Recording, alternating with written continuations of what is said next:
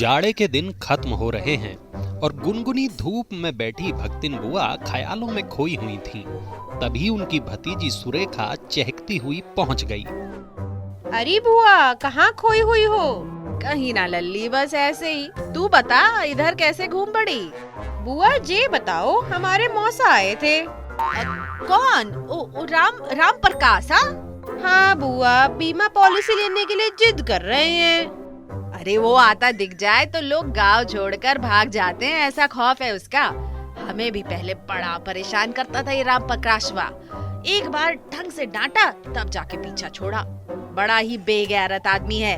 खैर, मौसा कह रहे हैं कि साल खत्म होने वाला है तो जल्दी पॉलिसी ले लो। दुनिया के तो आंकड़े गिना देते हैं, इतना फायदा मिलेगा उतना रिटर्न आएगा। बुआ समझ नहीं आ रहा क्या करूं। बीमा का फायदा तो है बिटिया, लेकिन ये बताओ तुम किस वजह से लेना चाहती हो? निवेश के लिए या खुद को सुरक्षित करने के लिए?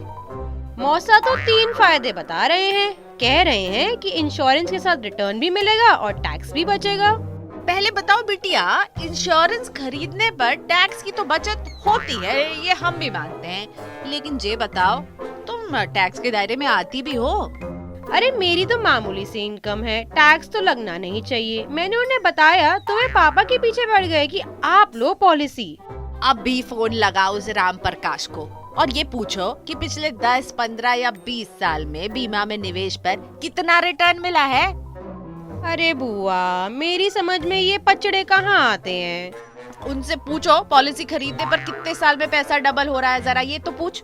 हो बुआ, आज वो घर आ रहे हैं तभी पूछती हूँ। और एक बात और पूछ लेना, निवेश के जो दूसरे ठिकाने हैं, एनएससी है, किसान विकास पत्र है, MIS है, इनके मुकाबले बीमा कोई क्यों ले? क्या बुआ, हमको तो कुछ समझ ना आया।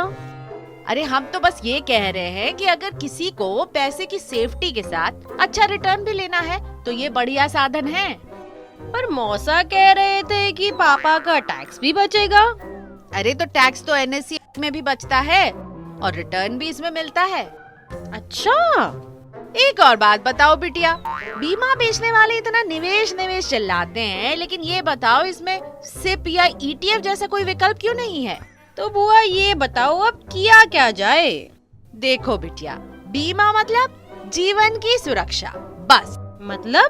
मतलब ये कि भगवान ना करे अगर कोई अनहोनी हो जाए तो परिवार को पैसों के लिए परेशान ना होना पड़े, यानी इसे निवेश के तौर पर मत देखो। अच्छा, और अगर तुम्हारे पास जरूरत लायक पहले से बीमा है तो नई पॉलिसी लेने की क्या जरूरत पड़ी है? मतलब आप कह रही हो कि बीमा और निवेश को अलग अलग रखा जाए। अब समझी बेटिया, निवेश के लिए दूसरे ठिकाने हैं, वहीं पैसे लगाओ। इंश्योरेंस निवेश थोड़े है। बुआ एक बात तो है, तुम इतनी उम्र में भी समझ बूझ के मामलों में बड़े बड़ों के कान काटती हो। अब बिटिया, बाल धूप में सफेद ना करे मैंने, समझी?